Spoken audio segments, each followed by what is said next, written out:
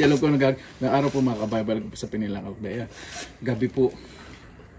At medyo may araw-araw pa. Tinan po natin kung makikita po tayong kabuti sa paligid. Medyo pagod po ang artista ngayon pero kailangan po talaga lumabas para makuha pong fresh air. Kailangan po natin ng vitamin D3 from the sun, from the outside. Fresh air. Come on, let's move on. Yan, may nakita po akong malaking bulit. Nasa tabi po ng kalsada. Edible din po yan pero nare-rate as 1 star lang. So yung orange birch bullet sa akin pa yun iba 3 stars to 1 star lang. Edible din kaya lang nasa tabi siya ng kalsada. May nag-comment po. Okay, nihintay nyo, di ba? Yung reaction ko. Sabi, ano ba yan? Kinahiya mga Pilipino kung saan saan pupunta niya. Bakala ng mga tao niya wala na makain mga Pilipino, mga patay gutom. Ay nako, ikaw wala kang mahanap na kasi yan sa buhay mo, baka sa tahanan nyo ganyan din. Pati sa social media aswang ka, tapos wala ka pang pagbumuka na picture, puro pang aswang ka. Mga tulad mo dapat tinatawas eh, binibendosa. I know, ito na lang po, sana bigyan ka ng ano, ng liwanag ng Panginoon po. Hindi po ako nag-joke sa ngayon na ito po ay seryoso. Hayaan po natin ang Panginoon po kumilos po sa kanila. Diba? Enjoy lang po natin ang buhay po natin. Dinadaan ko lang po sa joke syempre. Diba? Ganun lang. Basta surrender po lahat natin sa Panginoon. Enjoy lang po ang buhay. Isa lang po ang buhay po natin. Hindi po maikli ang buhay. Maikli po ang buhay kapag hindi po ninyo ini-enjoy. Yung po, ili po ang buhay pag hindi po ninyo ini-enjoy. Kaya gumawa po tayong mabuti kasi kung bigla tayong mawawala, maalala tayo ng mga tao na mabait tayo sandali, diba? Ginawa tayo kahit paano kabutihan. Ayan po mga kababayan, napakalaki po ng ano kabuti ito. Ay, sayang all na, napakalaki. Ito oh, ako dali. Dala akong plastic sa ako chili. Ayan o. Ito po. Malambot na. Sayang. Laki pa naman o. Ito po. Ano po ito? Birch bullet. Hindi po siya orange. Ito medyo light brown. Ganda po. Edible po yan. 2 stars. Pinaban po kasi 3 stars o 2 stars. Ito pinirito po natin nakaraan. Tara na po. Grabe, sayang naman. Kahit tabing daan to. Nagkalat. Nagdaan ako dito ng araw. Isang araw nakuha ko na to. Birch bullet. Ano, laki. Medyo firm. Kaya lang. Tabing daan. Saka all na yung cape. Hindi ko na po. Ganda po. No? Para po siyang machotake. Yung tsura. Sa iba, wala kasi nagkakakrack. Pero dahil po yan sa dry, taas biglang umulan. Ako natin at ilalim. May ilalim mo. Ang laki po, no? Kaya tabing daan eh. Ganda. Kanina malaki ito. Mga 2 kamay ko. Yan. Paano siya eh? Parang kubo. First time ko po nagdaan po dito. Kasi lugar po ito ng mga rich people. So gusto ko pang minadaan ako dito. Di naman ako mukhang patay gutom. Ito pa. Andali. Ito. Ang dami. Meron pong ganitong mga edible din. Kaya hindi ko pa alam kung paano i-prepare. Ang dami. Nagkalat po. Naglalabasan na talaga. No? Tubo-tubo sa tabing daan. Sayang naman. No? Ganda pa, no? Ako po mga kaubayan na ito. Grabe. Para siyang ano, family. Ito. Ganda po. Parang, naku firm. Kaya lang, ano po ito eh. Matati. Ano po ito? Considered as medyo nakakain, kaya lang medyo mapait po. Pag hinalo po sa pag-iba, gustong gusto po ito yung mapait ang lasa. Ganda po, ano? Ganda po. Sarap po, parang ayoko iwanan. Yan po talaga. Hindi ko pa po subukan mag-prepare ng gantong kabuti. Tigas. Kaya po tinatap na ganyan para malaman po kung pag firm okay. Pag malambot, pag nakukuhanin. Tandaan po ninyo, huwag kayong kukuha ng kabuti kahit na nakita sa pinilang lakbay, kahawig. Kukunin kayo ng pinilang ang lakbay. Huwag ganun. Pag hindi po sigurado, huwag niyo pong kukuhanin. Delikado po ang mga kabuti. Basta ingat-ingat po. Nuulit ko po, pag nakikita nyo kinukuha, niluluto at kinakain nila sa kanyo, gayahin. For your own safety. Nuulit ko po, isa lang ang buhay natin. Huwag nyo pong paikliin. Ganda po nitong lugar na ito. Ito po yung gusto ng mga painiban. Yung maganto, madamo. Medyo dry. Tapos pag umulan mo moisture, naku, babalikan ko to. Ganda. Opo, place po talaga to ng ano. Yung painiban. This weekend, I'm 100% sure. May makuha po tayong painiban dito. Ito po yung tinatawag na puff mushroom. Ito ulit po nakita natin sa apple. Sa masanasan niya po. Nakakain po yan. Kaya hindi ko po alam paano pag-prepare. Ganda po, no? Lumalaki pa po. Kahit anong oras po, no? Napakasarap maglakad po dito. Ito lang po sa malapit po sa neighborhood namin. Medyo lumampas lang na another compound. Ganda. Clear. Ito po yung gusto ng painiban. Paborito kong mushroom siyempre, painiban. Tapos, yung autumn chanterelle, yung kulay brown. Ay, dali. Mga aso. Grabe, ang ganda. Walking path to forest. Ayan po. Tapos, first time ko lang po maglakad dito kasi nag-explore po ako. So, ngayon, alam ko na marami tumuto dito na mga king bullet na mushrooms na iba-ibang klase. Ay, ng mga bullet mushrooms. Talagang mushroom place po ito kasi medyo high. Tapos clear. Daming berries din dito. Ganda. Minsan din naman po laging pangunguha po ng kabuti. Kuha natin. Kaya namin nakita na ng kabuti. Minsan enjoy din po natin. Ito. Yan. Ganda rin po. Hindi ko po alam pag-prepare kaya yung kunin eh. Tabing daan din. Puro sa tabing daan ngayon. Kasi ito yung naulan yung dahil ngayon pong araw to. Ulan na ulan at humamang ngayon lang po itong bigilapon kaya early evening. Kaya ngayon nakalabas. Ayan, ulan na naman po. Ito, edible din po ito. Nakita po ko nito sa market. Medyo pinkish po yung gilid po niya. Nakita po ko sa market po nito.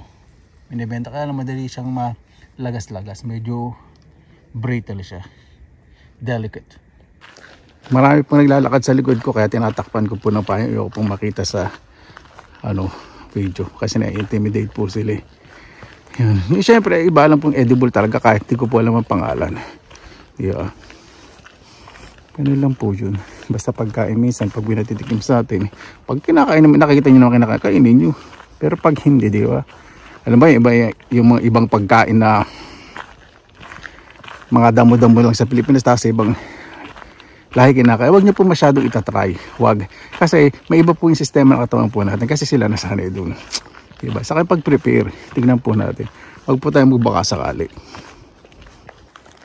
May nakita po sa gitna ng forest. Dali. Tignan lang po natin. Parang kabuti. Ganda nitong forest. Napaka-dense. Siksik. Ewan ko kung kabuti. Kasi kahit malayo, kabuti. Ay, kabuti. Ay, ganito. Ano to? Huwag sabihin peniban. Hindi siya peniban. Ano kaya ito? Ay, hindi siya peniban. First time lang ako nakakita ng ganito. Parang peniban. Kasi iba po. Ang peniban po kasi sa ilalim. Wala po siyang gills. Eh, ito may gills saka. Pero yung parang hiwa-hiwa. Ayan o. May hiwa-hiwa po sa ilalim. Alam ko agad. So, ganyan po. Ay. Ganyan po ito. Dahil may nakita na po. Daming blueberries pala rito. Ito. Ganda. First time lang po nakita nito ha. Ang dami ditong kakaibang mga kabuti. Grabe. Kaya minsan mafu-full o maloloka. Init-init po ito. Ang blueberries. Ang dami po rito. O, diba? Super food. Ganda. Mas matamis po ito kasi nagchichilong weather. Ayan, ang laki po pala ng forest dito. Malapit po sa aming compound. Harap ng blueberry. Tamis. Sa ngayon dahil po naglalakad po dito. Sa harap po. Pag gumawa ng video, iwas po sa tao. Siyempre sa ngayon, hindi po tayo mangunguha na alam po nakakain. Hindi ko po alam pag-prepare kung pakukuluan ba yun. Kasi pag finish name, marami po kasing recommendation.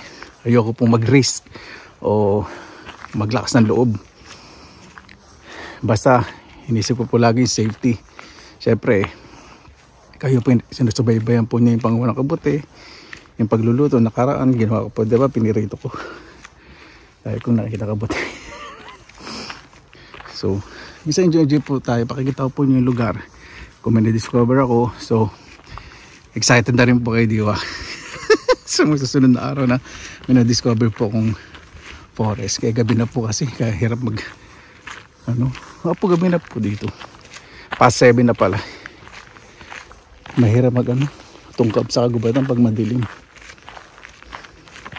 Kasi sa ngayon, syempre, may mga nagsusulok-sulok din.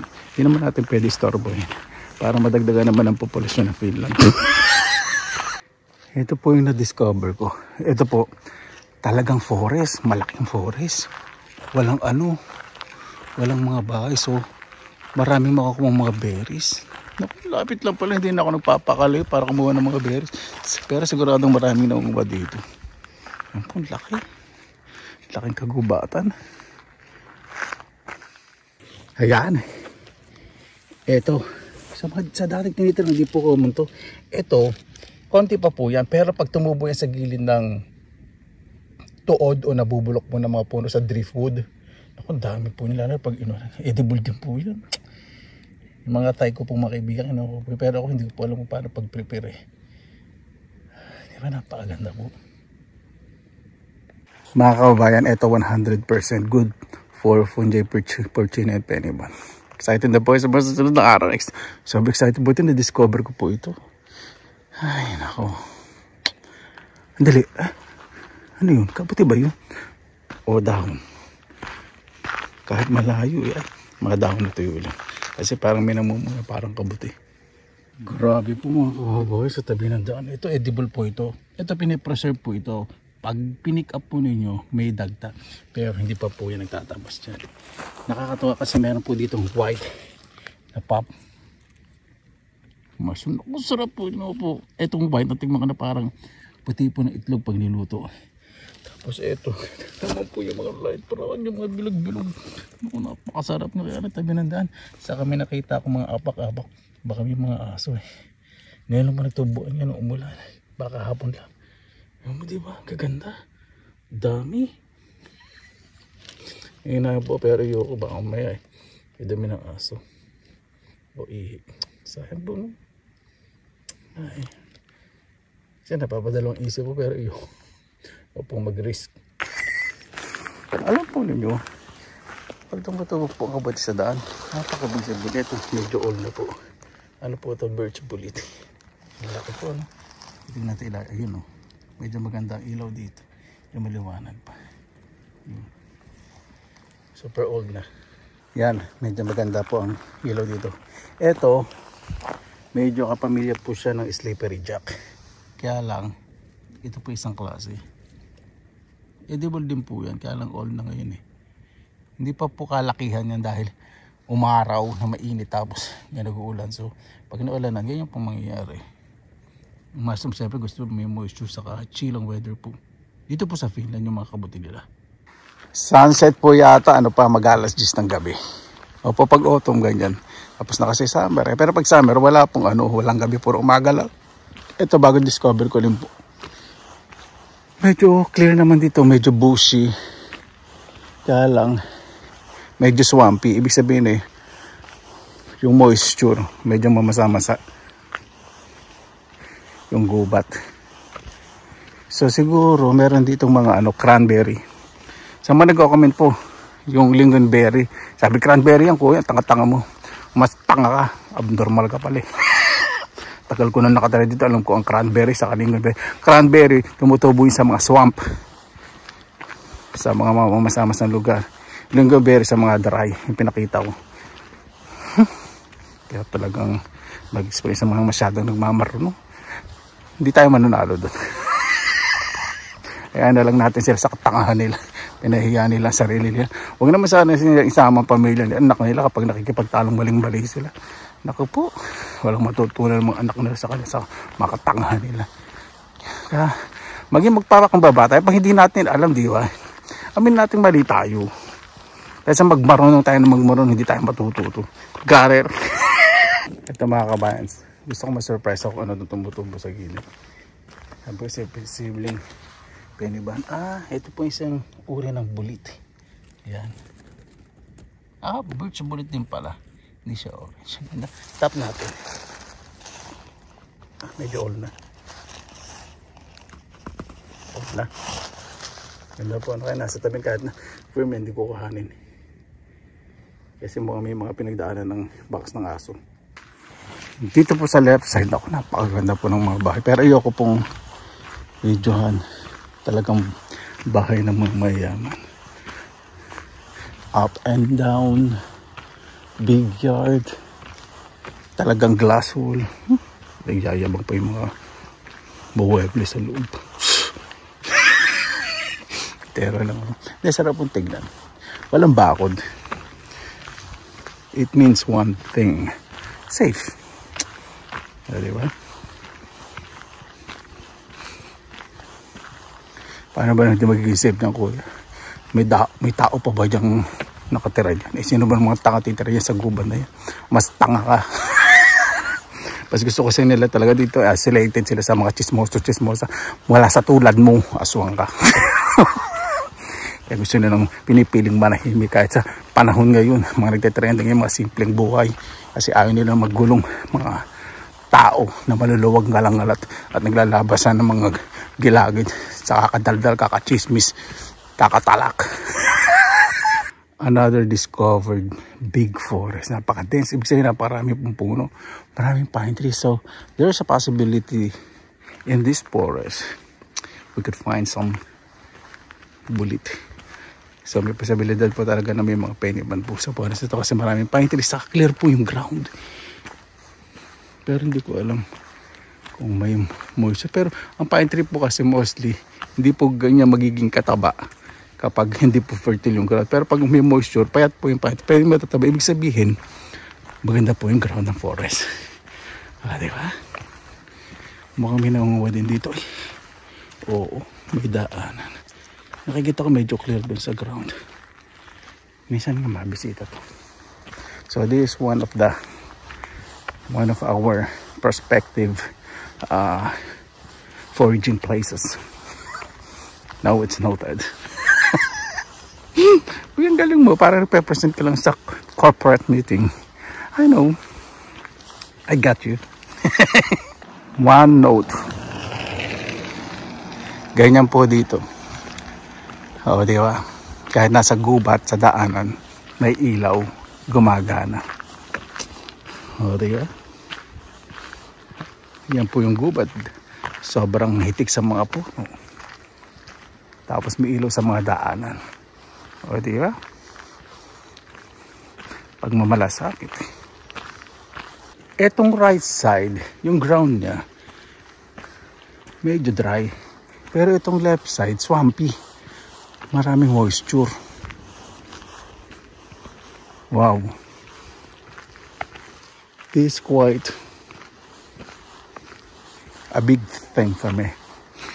Wow, ganda naman. May picnic place dito. Ayan po, ang ganda oh.